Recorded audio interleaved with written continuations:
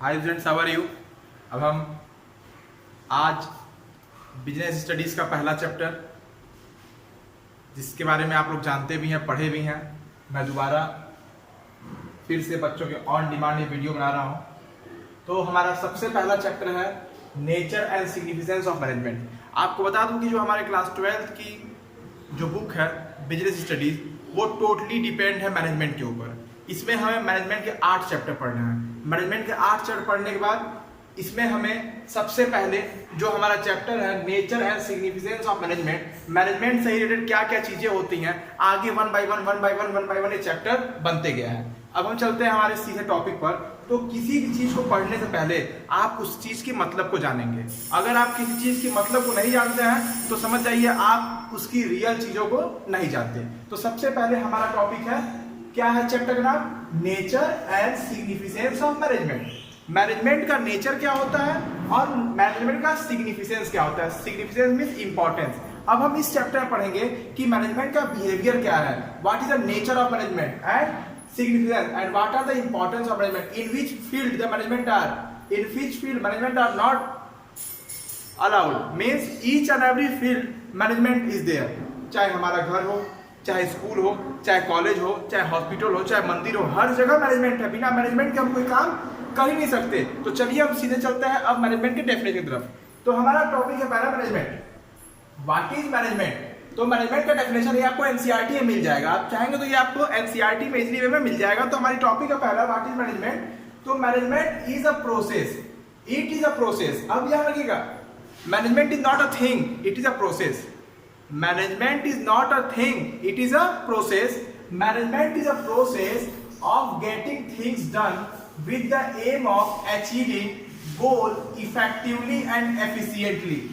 What is management. The management is the process. Management कोई चीज नहीं है, मैनेजमेंट एक प्रोसेस है, एक प्रक्रिया है जो रेगुलर में होती रहती है, वो कभी रुकेगी नहीं। Management is the process of getting things done, means management एक ऐसा प्रोसेस है जिसमें हमें कोई चीज हमारा कंप्लीट होता है with the aim of achieving goal. हम किसी भी मैनेजमेंट में कोई काम करते हैं तो हमारा एक गोल होता है। जैसे गोल हमारा ये है कि आप जब स्कूल आते हैं तो आप ये सोचते हैं कि आज आपको अकाउंट्स में ये पढ़ना है, बिजनेस में ये पढ़ना है, आज मुझे सर से ये पूछना है, मुझे ये करना है, सुबह घर से निकल क्या करना है, स्कूल आके क्या करना है। ये सारी चीजें हमारी क्या है, हमारे गोल है। और हम अपने गोल को कैसे अचीव करते हैं, effectively and efficiently. Then what is the definition of management. The management is a process of getting things done with the aim of achieving goal effectively and efficiently। अब नाउ हमारे पास दो टॉपिक आया, what is effectively and what is efficiently। तो what is effectively and what is efficiently, तो उसे हम पढ़ते हैं, what is effectiveness and what is efficiency। मैं आपको एक एग्जांपल बताता हूं। सबसे पहले मैं इसे आपको मीनिंग बता दूं। The meaning of effectiveness is doing work on time, completion of work on time। कोई भी काम अगर टाइम पे कंप्लीट हो जाए तो हम मान लेते हैं कि वो इफेक्टिवनेस है, उसमें क्या है, इफेक्टिवनेस है। ओके, नेक्स्ट है एफिशिएंसी। एफिशिएंसी क्या होता है, किसी चीज में एफिशिएंसी हम तब मानते हैं, किसी चीज की एफिशिएंसी को हम तब मानते हैं जब वो चीज हमें कम से कम कॉस्ट में मैक्सिमम यूटिलाइजेशन ऑफ रिसोर्स के माध्यम से मिल जाए। What is efficiency. Efficiency means, what is the meaning of efficiency. Efficiency means utilization of resources in minimum cost. कम से कम कॉस्ट में अगर हम किसी रिसोर्स का यूटिलाइजेशन कर लेते हैं तो दैट इज एफिशिएंसी। तो मैं आपको एक छोटा सा एग्जांपल बताता हूं कि जैसे मान लीजिए एक बल्ब की कंपनी है, एक बल्ब की कंपनी 1000 बल्ब का प्रोडक्शन करती है, 1000 बल्ब का प्रोडक्शन करती है एक बल्ब की कंपनी। ये आपको एक मान लीजिए केस स्टडीज है, this one is a case studies. एक बल्ब की कंपनी है जो 1000 बल्ब बनाती है 3 डेज में। तो 1000 बल्ब बनाती है 3 डेज में, लेकिन उसकी जो कॉस्ट है वो ज्यादा लगती है। उसकी कॉस्ट क्या लगती है, और बाकी कंपनी से ज्यादा लगती है। जैसे बहुत सारी कंपनी है, सिस्का एलईडी है, बजाज है, ल्यूमिनस है, बहुत तरह की कंपनी मार्केट में घूम रही है। तो जैसे मान लीजिए फॉर एग्जांपल मैं आपको लेता हूं कि सिस्का और बजाज। तो बजाज जो है वो भी 100 बल्ब बनाता है 3 दिन में, और बजाज की कॉस्ट कम लगती है। सिस्का क्या है, सिस्का एक बल्ब बनाता है 100 बल्ब, 1000 बल्ब बनाता है 3 दिन में, कॉस्ट ज्यादा लगती है, तो दोनों ही 1000 बल्ब बना रहे हैं। बजाज भी 1000 बल्ब बना रहा है 3 दिन में, और सिस्का भी 1000 बल्ब बना रहा है 3 दिन में, लेकिन कॉस्ट किस में ज्यादा लग रही है? कॉस्ट हमारी सिस्का में ज्यादा लग रही है। Mean Syska is a effective company but not efficiently. Syska जो है वो इफेक्टिव तो है, 3 दिन में 1000 बल्ब क्रिएट तो कर दे रहा है, लेकिन कॉस्ट का यूटिलाइजेशन नहीं कर पा रहा है। Maximum usages of resources, maximum utilisation of resources is with the help of lower cost. Means कम से कम कॉस्ट में। कहां लग रहा है? बजाज में। बजाज 3 दिन में 1000 बल्ब बना रहा है और कम से कम कॉस्ट में, तो हम कह सकते हैं Bajaj company is a both effective and efficiency. Bajaj company है both efficient, it has both the effectiveness and efficiency. Clear कि एफिशिएंसी मतलब क्या होता है। और next topic, feature of management. Management की हमारी फीचर क्या होती है? अब हमारी मैनेजमेंट की फीचर क्या होती है? हमने पढ़ा कि what is management. Management is the process of getting things done with the help of aim of achieving goals effectively and efficiently. मैंने आपको बताया कि एफिशिएंसी और इफेक्टिवली इसका मतलब बताया। अब हम नेक्स्ट पढ़ते हैं फीचर्स ऑफ मैनेजमेंट। मैनेजमेंट की फीचर क्या होती है? फर्स्ट वन, गोल ओरिएंटेड प्रोसेस। मींस मैनेजमेंट जो होता है वो हमारा गोल ओरिएंटेड प्रोसेस होता है। कोई भी पर्सन अपने गोल को अचीव करने के लिए काम करता है। मैं कोई पर्सन को छोड़ दो, मैं आपको एग्जांपल ले रहा हूं। आप जब क्लास 6 में थे, क्लास 7 में आए, एक गोल अचीव किए, 8 में आए, एक गोल अचीव किए, 9th में आए, एक गोल अचीव किए, 10th में गए, फिर एक गोल अचीव किए। ऐसे करते करते करते करते आपकी जो लाइफ है वो एक मैनेजमेंट है। जैसे हमारा घर है, जैसे आप हैं, हम कोई भी काम अपने घर में करते हैं तो आज आप सोचते हैं अरे यार आज शादी में जाना है, तो आज शादी में जाना है, आज अच्छे से तैयार होना है। तो आपको आज शादी में जाना है, अच्छे से तैयार होना है, सबसे अच्छा दिखना है, ये क्या है? ये आज आपका गोल है। और क्या हुआ? आप उसके लिए मैनेजमेंट करते हैं, अच्छे से ड्रेस खरीदते हैं, अच्छे से तैयार होते हैं, अच्छे बार्बर शॉप पे जाते हैं, अच्छे ब्यूटी पार्लर जाते हैं, उसके बाद आप तैयार होते हैं, कई बार सेल्फी लेते हैं, फोटो लेते हैं। उसके बाद आप जब शादी में जाते हैं, लोग बोलते हैं वाह आपकी ड्रेस तो बहुत सुंदर है, तो आपको लगता है कि वाह मेरा गोल पूरा हो गया है। उसी तरह से कंपनी क्या करती है? कोई भी कंपनी का एक मेन गोल होता है। उस गोल को अचीव करने के लिए ही कंपनी क्या करती है? 2 या 2 से अधिक लोगों का हेल्प लेती है। जितने भी लोग हैं सबका हेल्प लेती है। तो जो सबका हेल्प लेती है 2 या 2 से अधिक लोगों का, इसी तरह हम कहते हैं कि कंपनी अकेले अपना गोल अचीव नहीं कर पाती है। तो इसलिए हम कह सकते हैं management is a goal oriented process. Next है परवेसिव। आपको बता दूं pervasive means universal. Pervasive means universal. Pervasive means universal means management is a universal. Means management हर जगह है, चाहे स्कूल में, कॉलेज में, गुरुद्वारा में, हमारे घर में। जैसे आपकी मम्मा सोचती होगी कि आज कौन सी सब्जी बनानी है, सुबह क्या बनाऊंगी, शाम को क्या बनाऊंगी, क्या करना है क्या नहीं करना है, that's all depend on management. और जब आपकी मम्मा खाना बना लेती होंगी तो उनका गोल पूरा हो जाता होगा, यार अब मेरा खाना बन गया, मेरा बर्तन मच गया।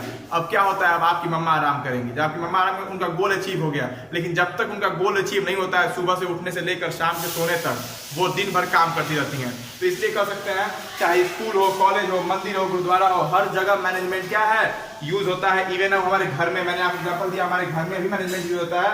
हम कोई भी काम करते हैं, आपके लाइफ में भी मैनेजमेंट यूज होता है। जैसे मान लीजिए आप क्या करते हैं, आप स्कूल आते हैं, क्लास में सिस्टमैटिक बॉडी बना है, first bell, second bell, third bell, fourth bell, fifth bell, mean वो भी क्या है? एक मैनेजमेंट है। तो हम कह सकते हैं management is universal. Mean management हर जगह यूज होता है, everybody, everywhere, any time, anywhere. Next हमारा है multi dimensional. Management is a multi dimensional. Means हमारा जो मैनेजमेंट है उसकी जो डायमेंशनल है, उसके जो फील्ड है वो मल्टी लेवल है। मल्टी मतलब एक से अधिक। कैसे भाई? तो हम मल्टी डायमेंशनल बांट सकते हैं,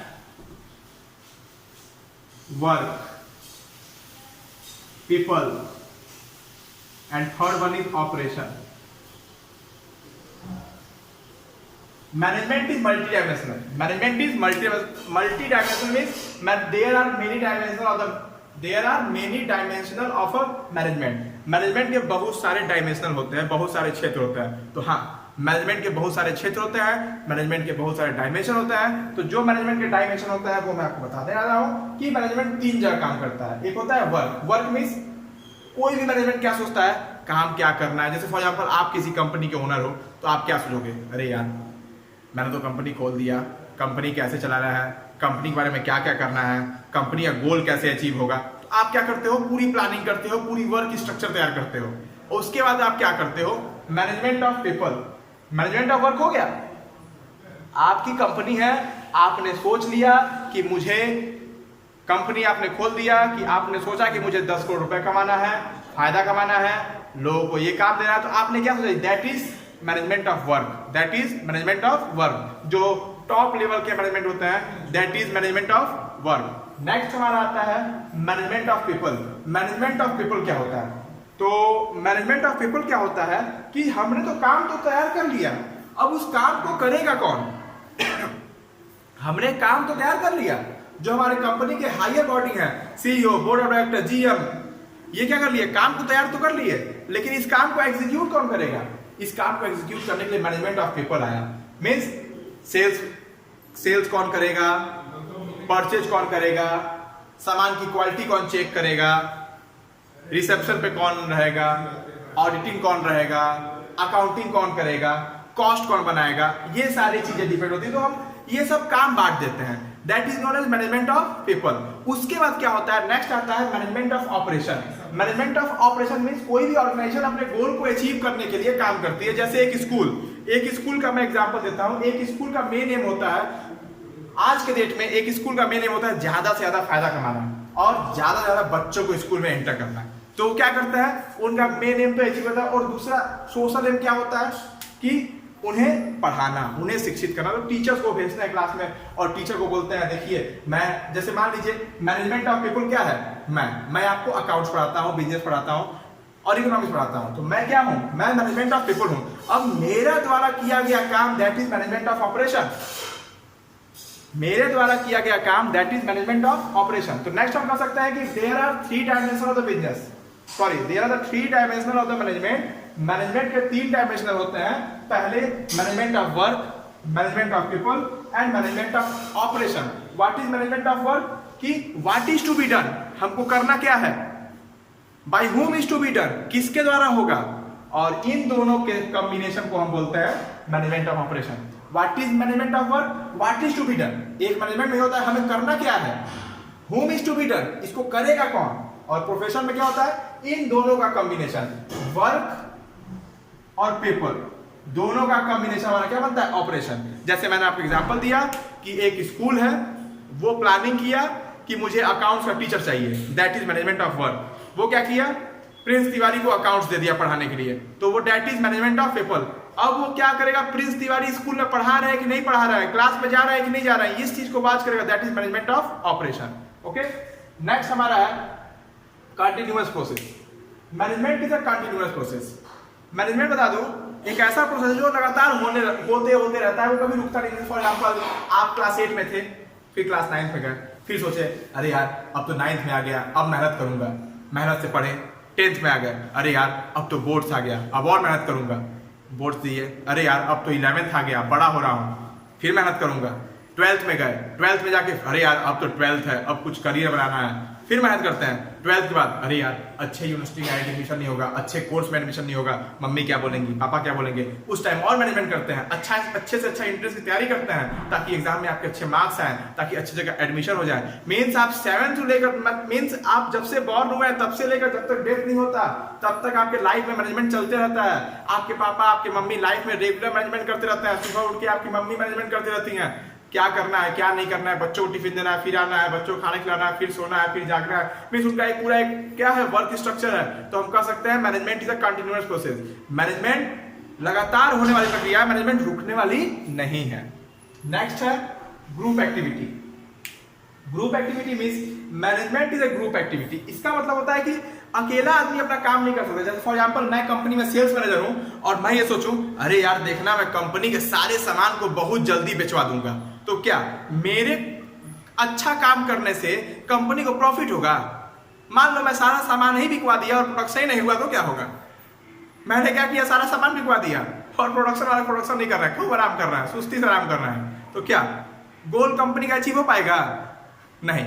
किसी एक पर्सन के गोल, इंडिविजुअल गोल से कंपनी नहीं चलती, कंपनी चलती है ग्रुप एक्टिविटी के। और जब भी किसी ऑर्गेनाइजेशन में ग्रुप एक्टिविटी होता है तो हम मानते हैं कि वो कंपनी अपने गोल को अचीव कर लेती है। तो management is a group activity. मैं एक बार डेफिनेशन आपको बता दूं फिर से कि it is a process of getting thing with the aim of achieving the goal. Company का एक मेन गोल होता है, उस गोल को अचीव करने के लिए कंपनी क्या करती है, different A group, B group, C group, D group के एम्प्लॉयज रखती है। तो A group, B group, C group, D group के एम्प्लॉय, वो एम्प्लॉय मेहनत करते हैं, सारे एम्प्लॉय को एक ना एक top level management, middle level management, lower level management, ये सारी चीजें एक दूसरे को एग्जीक्यूट करते हैं। तब हम कह सकते हैं एक कंपनी का गोल अचीव होता है, तो हम कह सकते हैं management is a group activity. Next, dynamic function. Management is a dynamic function. Management dynamic function means changeable. Dynamic means changeable means आज क्या है, मैं आपको एक एग्जांपल दे रहा हूं बैंक का। आज का बैंक क्या है और आज से 50 साल पहले बैंक क्या था। आज से 50 साल पहले बैंक में मोटे मोटे रजिस्टर होते थे, आपका पैसा पासबुक में जमा होता था, वो जो कैशियर होता था आपके पासबुक पे लिखता था, इतने बड़े बड़े रजिस्टर, मोटे मोटे रजिस्टर बैंक में पड़े रहते थे। उसके बाद आज के डेट में देखिए, वही बैंक, नाम चेंज नहीं, वही पर्सन, वही एम्प्लॉय क्या काम कर रहा है, स्मार्ट वर्क कर रहा है। सारा चीज बैंक का माइक्रोचिप में रिकॉर्ड है, कंप्यूटर रिकॉर्ड है, सारा चीज ऑनलाइन हो रहा है। तो कहीं ना कहीं ये क्या है, it's affects of the management. ये मैनेजमेंट का एक अफेक्ट्स है कि जो पड़ा है हमारे ऑर्गेनाइजेशन पे, जो हमारे पड़ा है सोसाइटी पर, क्योंकि मैनेजमेंट इज अ डायनेमिक। जो मैनेजमेंट है वो क्या है, डायनेमिक है। हम मान लेंगे ना कि मैनेजमेंट डायनेमिक है। Management dynamic means according to the stage, according to the technology, management changes itself. Management अपने आप को चेंज कर देता है, तो हम कह सकते हैं management is a dynamic. Next है intangible. Management is intangible. How management is intangible? Management कैसे इंटेंजिबल है, मैं आपको एग्जांपल बताता हूं कि जैसे आपने सोचा कि मेरे एग्जाम में 90% मार्क्स आ जाए। आपने सोचा कि मेरे एग्जाम में 90% मार्क्स आ जाए, तो आपने सोचा तो कि मेरा 90% मार्क्स आ जाए। आप उसके लिए मेहनत किए, खूब मेहनत किए, और अगर आपका बाय द वे 90% मार्क्स आ ही गया तो आप क्या सोचेंगे, माय मैनेजमेंट इज गुड, मेरा मैनेजमेंट अच्छा था, देखिए यार 90% आ गया। लेकिन बाय द वे आपका 70% आ गया, तो आपका 70% आ गया तो आप क्या कहेंगे, my management is not good, मैंने मैनेजमेंट किया लेकिन मेरा मैनेजमेंट अच्छा नहीं था। ऐसे केस में आप क्या कर सकते हैं, मैनेजमेंट को महसूस तो कर रहा है कि पकड़ रहा है, देख रहा है, आ तू जरा, मैनेजमेंट को पकड़ तो नहीं रहा है ना कि पकड़ रहा है।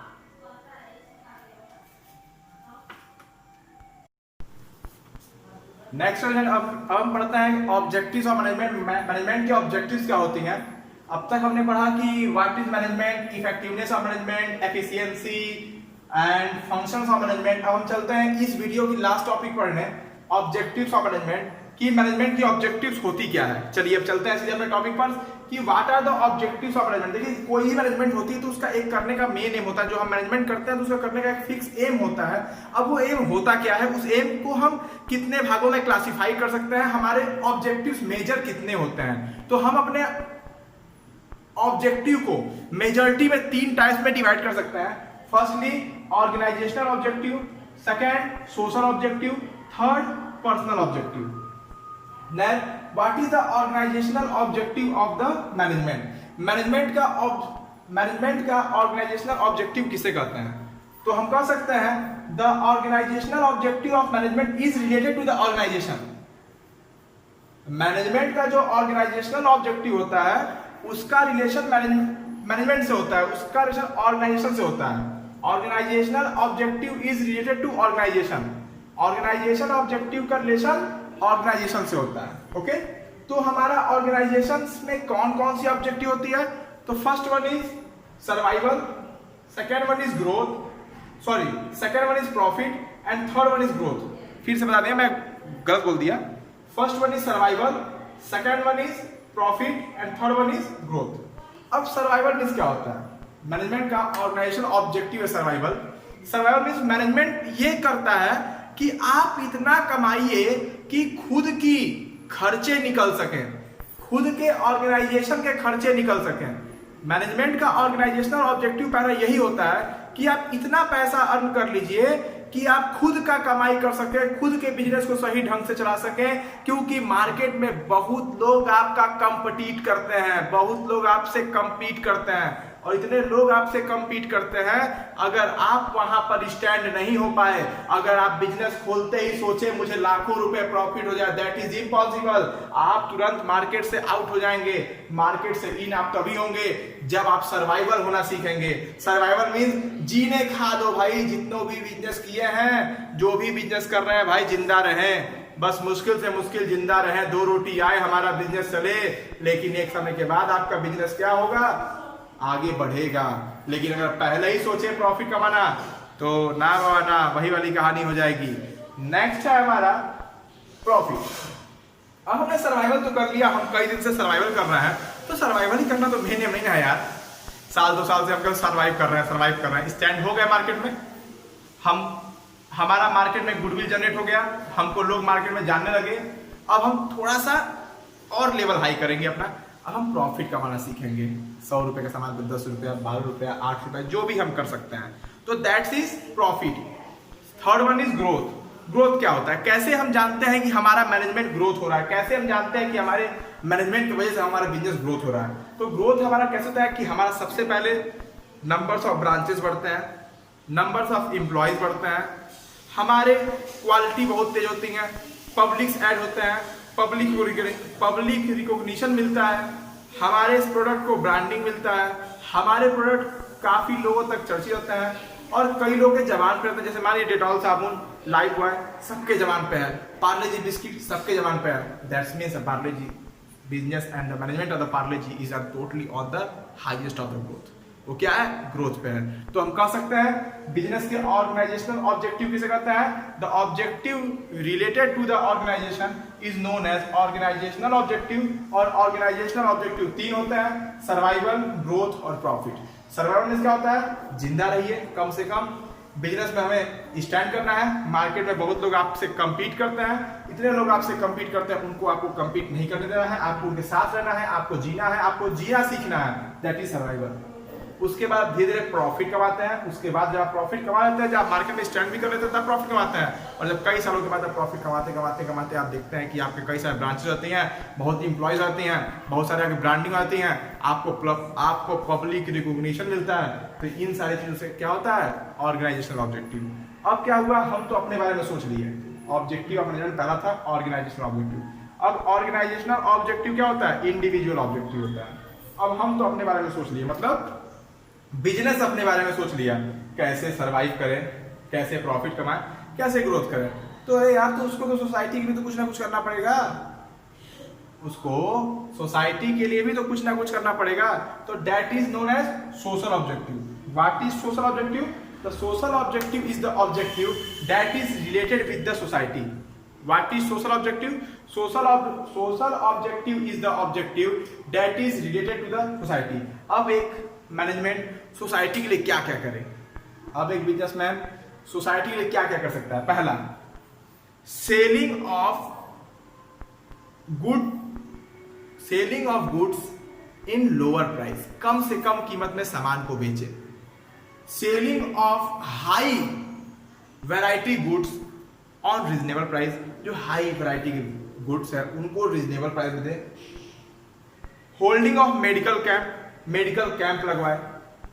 Distribution of the free item to slums area मतलब गरीब वाले एरिया, जहां पर जो लोग झोपड़पट्टी में रह रहे हैं उनको खाना प्रोवाइड करें, उनको कपड़ा दें।